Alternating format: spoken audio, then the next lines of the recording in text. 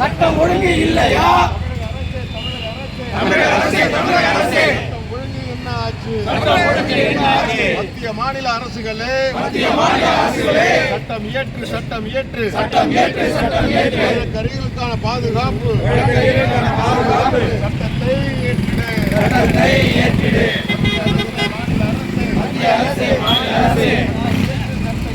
சட்டம் ஏற்று சட்டத்திற்காக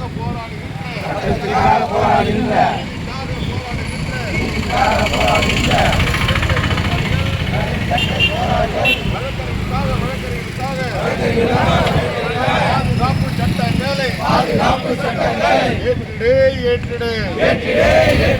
கண்டிக்கின்றோம்